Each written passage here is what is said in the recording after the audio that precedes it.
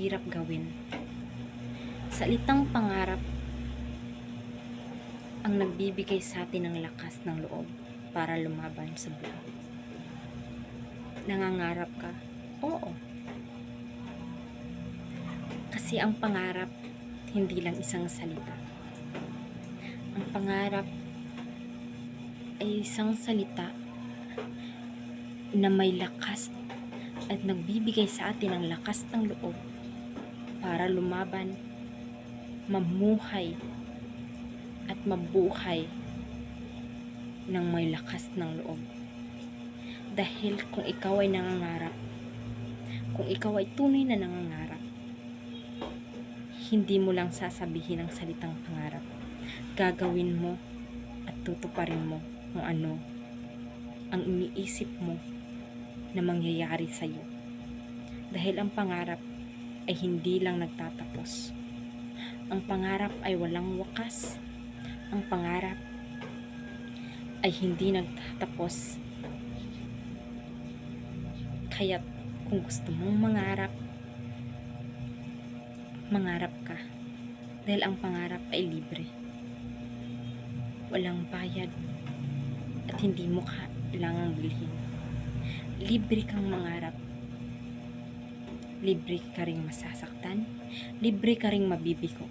Pero sa bawat pagkaabigo mo, huwag mong kakalimutan na ang pangarap ay nandyan lang.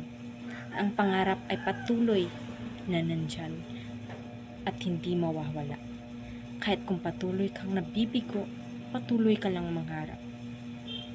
Dahil hindi mo alam, ang pangarap na gusto mong makamtan ay unti-unti mo nang makakamtan. Sa mga gabing madilim, sa mga araw na walang liwanag, natatakot ako sa mga pangarap na di ko alam kung kailan sisikat. Mga pangarap na di ko alam kung kailan magbubukas. Pero sa kabila ng takot, sa kabila ng duda, may isang tinig na bumubulong. Kaya mo yan, lumaban ka. Kahit tumayo ako, kahit na nanghinginig, kahit lumakad ako, kahit na di ko alam ang daan. Mga sugat sa puso, mga luha sa mata, mga pagkakamali, hindi ko na maibabalik pa. Pero di ako sumuko, di ako tumigil, kaya't narito ako sa gitna ng laban.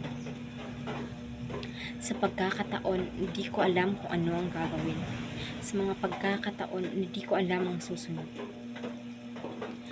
May tinig na bumubulong. Kaya mo yan, lumaban ka. Mga pangarap na di ko alam kung kailan makakamtan. Mga pangarap na di ko alam kung kailan magwawakas. Pero di ako sumuko, di ako tumigil.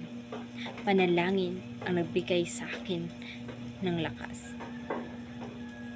Kaya't kung natatakot ka, kung nagdududa ka, tandaan mo na may isang tinig na bumubulong.